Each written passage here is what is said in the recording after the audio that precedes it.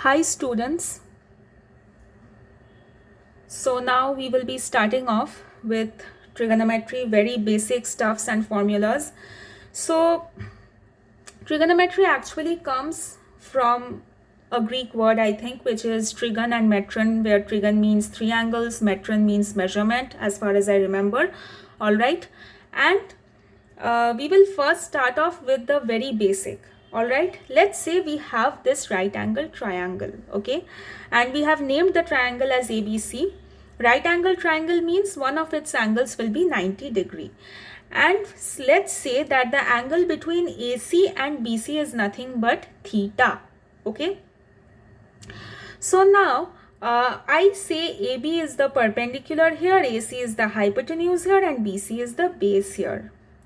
Now there is one very important concept that I'll be talking about here, and you have to listen to that very carefully, because I got to know this concept when I was in my freshman year in engineering while solving problems. Okay. And not knowing this concept also created a lot of confusion in me while solving the problems. So it is very important for you to keep your eyes and ears open and understand what I am trying to say here. Okay, this is a very easy concept. It doesn't require this much of thing. Okay, so the concept is that this theta angle placement is very important. Where you place this angle theta is very important, because it is the angle theta which decides which will be our base and which will be our perpendicular. All right, so in this triangle, okay, in this particular triangle, considering angle theta, BC will be our base. All right, BC will be our base and AC will be our hypotenuse. AB will be our perpendicular. The thing that you have to remember is that theta is always an angle which will have the base, which means the base will always be directly connected to this angle, and the perpendicular will always be opposite line to angle theta. I repeat myself, theta, all right, the base of a triangle will always be connected to the angle theta. Okay, and opposite to the angle theta we will be having our perpendicular.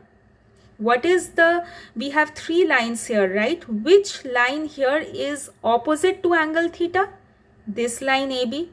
This is why AB is our perpendicular, and theta will always be connected to the base. This can never be the base. Why? Because there is no theta angle connected. Now, giving you one more example so that you get more clarity.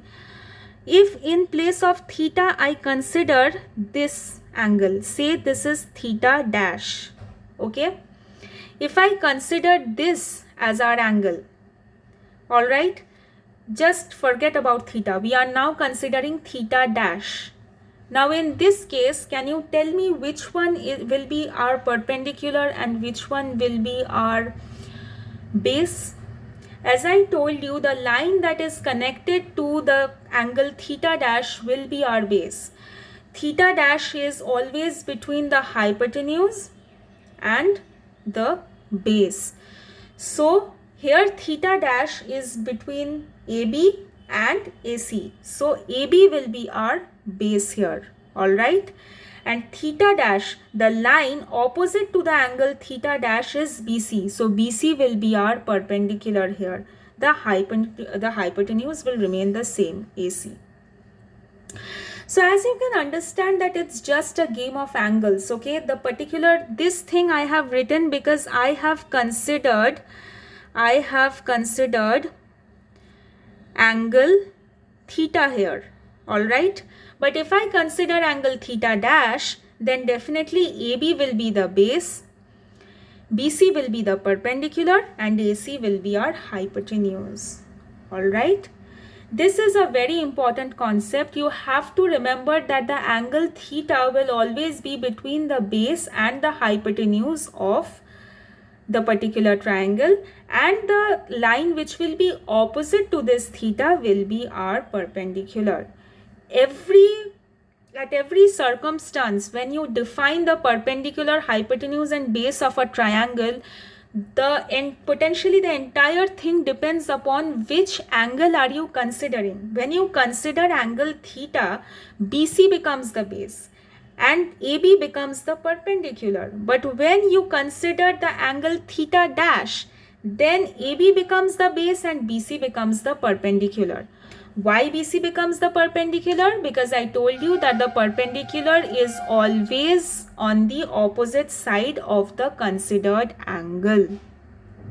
Alright, this was the first trick that I explained here. Alright, and this will help you in solving multiple problems of different kinds, because you will be kind of facing these problems later when you solve bigger problems in physics and other subjects. Okay, so I hope this particular concept is clear to you.